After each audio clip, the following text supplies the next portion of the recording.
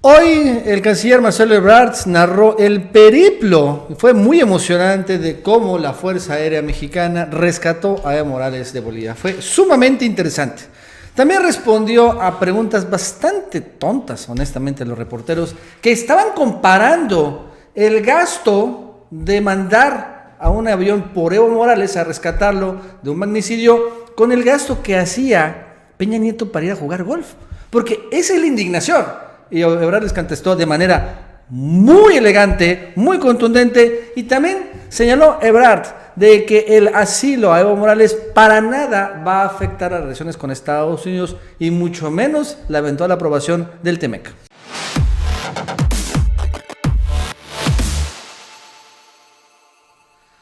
Oso Sanz, por su fórmula a base de colágeno hidrolizado, glucosamina, condroitina y cúrcuma, lo hace ideal para el dolor de huesos, migraña, antiinflamatorio y la artritis. Oso Sanz Forte, reforzado con vitaminas, lo hacen ideal para la neuralgia, el dolor cervical, la arteriosclerosis y otra gran cantidad de dolores. Hoy el canciller Marcelo Ebrard narró con bastante detalle el periplo de cómo rescataron a Evo Morales de Bolivia, cómo países en Sudamérica le cerraron en los espacios aéreos, cómo habían ya en el aeropuerto de Bolivia a simpatizantes de Evo Morales, elementos de la fuerza boliviana que lo querían casi matar a Evo Morales, y cómo en una pequeña ventana pudieron salir con vida. Vamos a verlo. Eso fue muy difícil, muy tenso, porque en el aeropuerto donde estaba Evo Morales en ese momento, pues ya había una situación difícil por dos razones. Primero, porque los seguidores o simpatizantes de él estaban en torno al aeropuerto, y al interior del aeropuerto había elementos de las Fuerzas Armadas de Bolivia. Entonces fueron un periodo de los de mayor tensión para nosotros. Finalmente hubo que conseguir una ruta, un plan B, pero lo que conseguíamos ese plan B se pudo haber dado una situación muy difícil en el propio aeropuerto, ya estando Evo Morales a bordo de la aeronave de la Fuerza Aérea de México. Fue el peor momento, por supuesto. Hablamos con Paraguay. Yo establecí contacto con el canciller, que amablemente me atendió. Nos ayudó mucho el presidente electo de Argentina, le agradezco profundamente su apoyo y su gentileza, porque él habló con el presidente de Paraguay también, por su lado. Y el canciller me dijo: no tenemos inconveniente en que vengan ustedes a la Asunción, vuele el avión a la Asunción y aquí recargue combustible y permanezcan las horas que sean necesarias en lo que ustedes hacen su trámite de autorización de espacio aéreo, porque entendemos la circunstancia en la que está, puede convertirse en una tragedia lo que está pasando.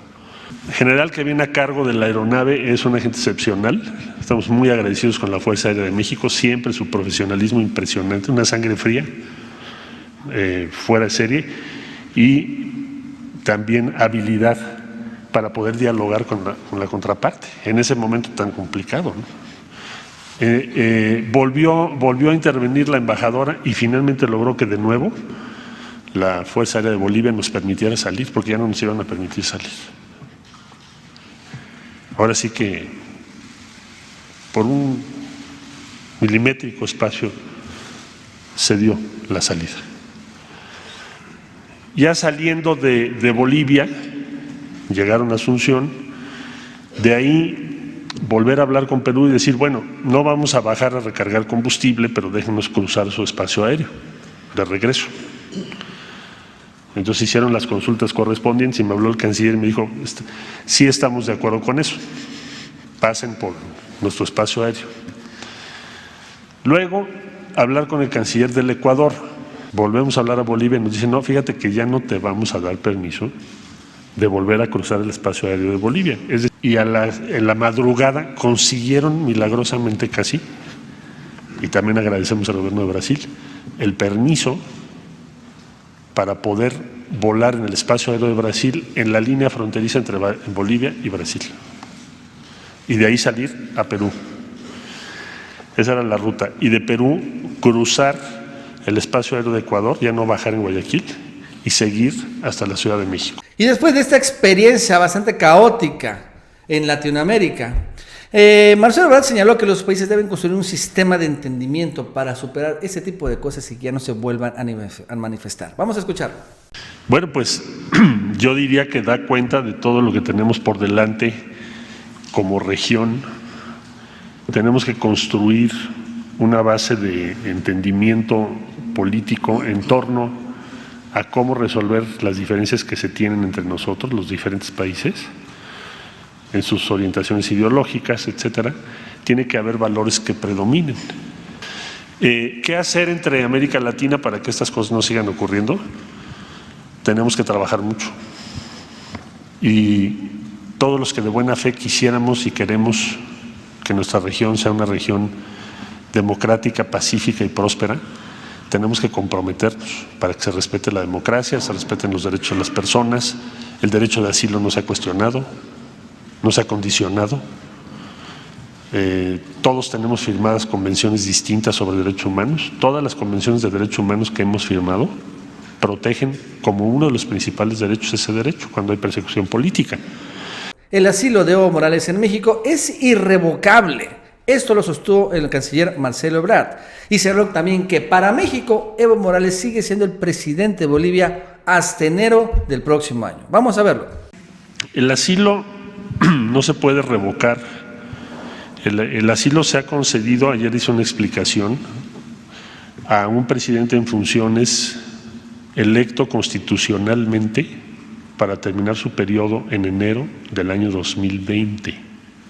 Las Fuerzas Armadas salen en conferencia de prensa y le piden su renuncia. Eso en cualquier país del mundo se llama golpe. No tiene vuelta de hoja. El orden constitucional está interrumpido. Entonces ahora vamos a ver qué sucede en Bolivia. Es muy difícil que yo te especule ahorita qué sucederá en los próximos días, pero para efectos prácticos, Evo Morales fue electo por el pueblo de Bolivia en una elección no cuestionada para regir los destinos de ese país de acuerdo a su constitución hasta enero del 2020. Y también el canciller señaló que no espera realmente ningún problema con Estados Unidos por el hecho de que hayan recibido a Evo Morales, que ni tampoco va a haber tensiones entre ambos países, como tampoco va a haber algún problema en la aprobación del TEMEC. Así lo dijo Marcelo Ebrard. Una cosa es que haya diferencia en las posturas. Por ejemplo, en la Organización de las Naciones Unidas se votó muy recientemente sobre el bloqueo a Cuba y la inmensa mayoría de los países votamos en contra del bloqueo. Estados Unidos votó obviamente a favor. Sí hay diferencias de enfoque, de posiciones, pero hay un buen diálogo. ¿Y ya han evaluado un posible impacto de la decisión de otorgar asilo al presidente Evo Morales en la ratificación del TEMEC que está pendiente en Estados Unidos? No le veo relación. ¿No puede afectar este proceso? proceso? Porque son dos esferas, la esfera de la política exterior de México y la esfera de la negociación del último tramo del tratado. No tienen vinculación entre sí. Estados Unidos sabe que México tiene su peso relativo y qué bueno, y lo vamos a defender. La base del éxito no es la sumisión, Hay países muy sumisos que les ha ido re mal. La base del éxito de México es el respeto. Sobre la protesta de varios miembros de la derecha, entre panistas y también periodistas fifí. Dije, ¿cómo es posible que el gobierno mexicano haya gastado tanto dinero en rescatar a Evo Morales? Marcelo Ebrard les contestó de manera muy contundente. A ver, no es lo mismo utilizar un avión del gobierno para rescatar a un presidente a punto de ser asesinado que utilizar aviones y helicópteros para ir a jugar golf. Así lo dijo Ebrard. Yo lo que diría es, fue el mismo debate cada vez que México ha ofrecido y otorgado asilo. Nada más te diría una cosa, muchas de esas personas hoy están vivas gracias al asilo que México les dio. Entonces, pues depende cómo valores la vida humana. En mi opinión, México ha hecho muy bien históricamente en hacer eso. Es un timbre de orgullo para México. Llámese la República Española, llámense los golpes militares y la persecución a los diferentes movimientos sociales y políticos en América Latina o en otras regiones del mundo, el caso de Trotsky. Entonces yo les diría que ha sido una tradición que debemos mantener y es algo que ennoblece a México, no es desdoro, sino al contrario, prestigio. para nuestro país. Si el presidente de la República habla en sus discursos de que ya no se utilizan helicópteros para funcionarios que van a jugar golf, ahora se ocupó un aparato de la Fuerza Aérea Mexicana para ir a rescatar a un presidente. Bueno, evidentemente no es lo mismo usar una aeronave para ir a jugar golf que una aeronave de la Fuerza Aérea Mexicana para ir por un presidente o un expresidente en una situación de peligro.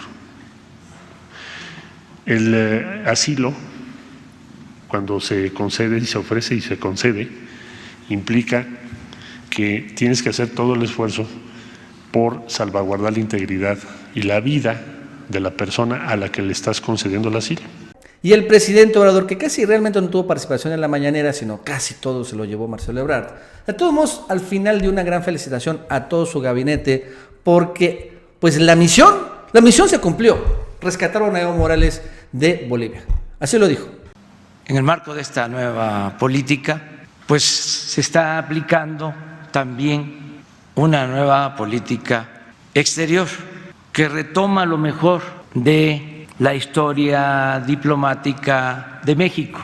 Y en este asunto se reconoce la importancia que ha tenido en México el derecho de asilo, el garantizar a perseguidos políticos. Yo entiendo que exista alguna inconformidad de los conservadores de México. Por eso he insistido mucho en que existe el conservadurismo en México, que siempre ha existido, como existe el agrupamiento liberal, porque no debe de haber simulaciones. En este caso, decirles que me siento muy orgulloso de encabezar un gobierno en donde se garantiza el derecho de asilo. Es un timbre de orgullo.